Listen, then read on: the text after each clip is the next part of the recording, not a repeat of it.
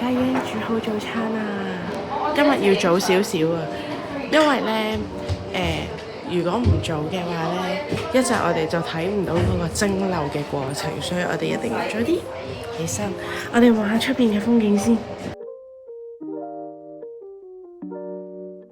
勁豐富早餐啊！到咗蒸餾廠啦。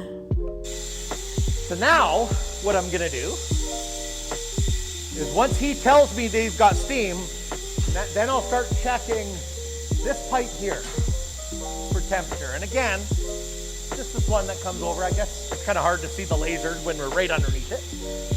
But again, we're just looking for a temperature change, and that's kind of how I can gauge when we're just about ready. What we'll also see is you'll see this level kind of rise up to about here, and then you'll start seeing the oil come up.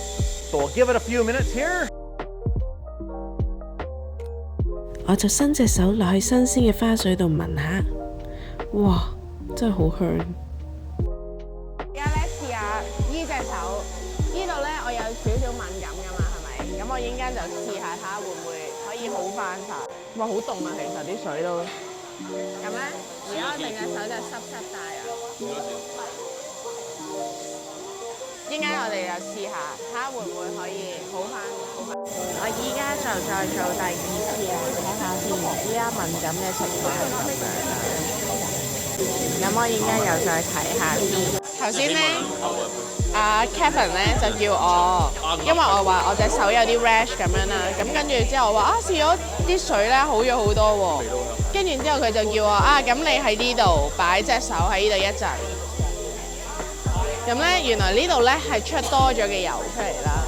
咁然後咧你將呢啲油咧就再搽喺個皮膚度。咁然之後佢就會好噶啦咁樣。跟住我就再聞，哇完全唔同。原因係我哋用開嗰個油，佢就話要擺喺呢個嘅廠度2年之後 stable 晒啦，然之後先會再擺出去 check 晒所有嘢，先再運出去。所以其實我哋用嗰個油已經係 stable 咗，即係穩定晒成個油噶啦咁樣。咁所以我哋而家聞到呢一個新鮮 fresh 嘅黑雲杉味咧，係好唔同嘅，好 fresh 啦，好新鮮啦。嗰個味好濃啦，好強烈咁樣入到去你嗰個呼吸系統度咁，好香好香。最後我用咗3次花水2次蒸油就好好多啦。So all of our filtering and decanting is done by hand here. So every oil we make, every drop of oil we make, like I said on Monday, we run it through the unbleached coffee filter by hand. There's thousands of square kilometers of wild forest that have never been touched by any. Fortunately, the Canadian government has a lot of red tape to go through before you harvest any of those trees. But also, thankfully, we have a lot of private land out where you guys harvested the last couple of days that they're willing to harvest.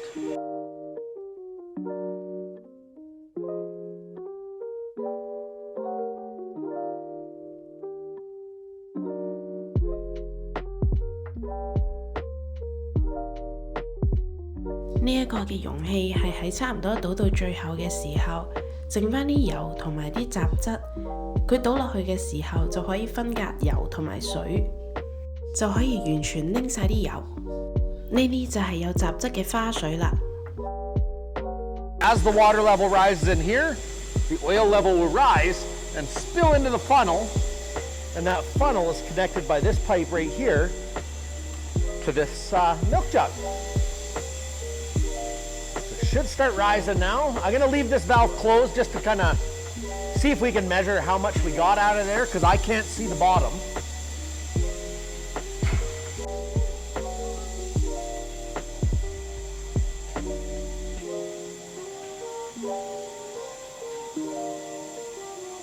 There's the bottom there. So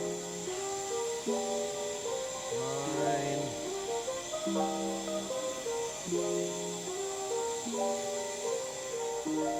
There's the bottom there. So we got about 11 inches. So I'd say probably close to 11 kilos.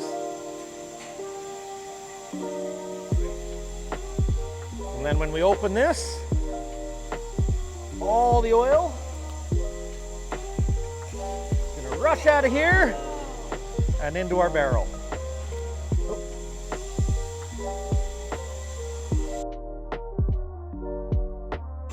And that's why we have to do that separatory funnel to pull that water off.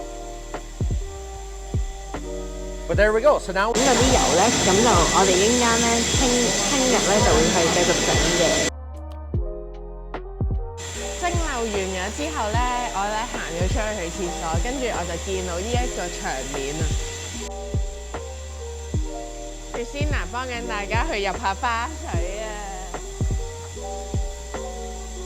你睇下佢依家預備緊呢條喉啊，因為逐個入。Yeah, it's mine 好多啊，好多啊！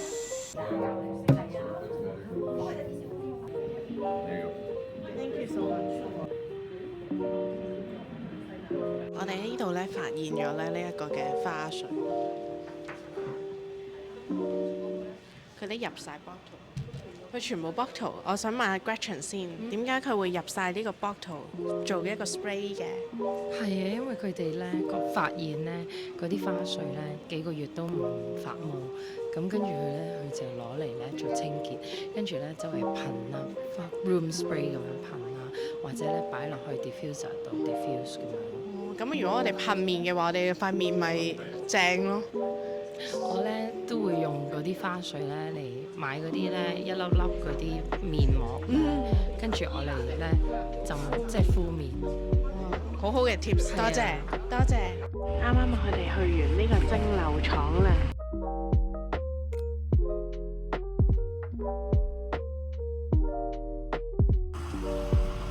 入去啦！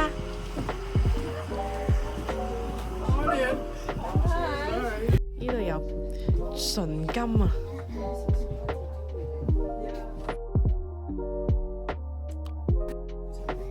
好正啊！呢度啲書。真係堅㗎！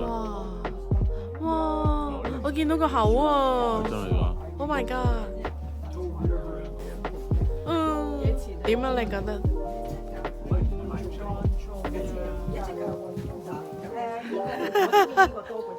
好似好靚咁啊嚇，但係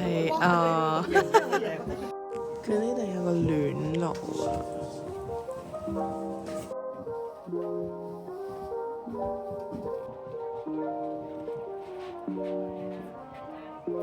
我哋一齊去呢一間嘅細超市睇下有冇啲咩要買。一如以往都係好似我哋平時喺多倫多見到嘅。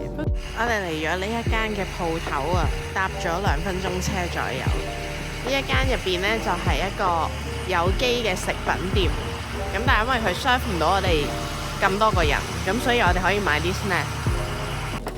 你睇啊 ，almond 嘅喎，佢有杏仁味。翻去嘞，呢個係紅酒煮牛尾啊！睇下個晚餐幾咁豐富。食飽之後，大家就幫手預備聽朝嘅早餐啊！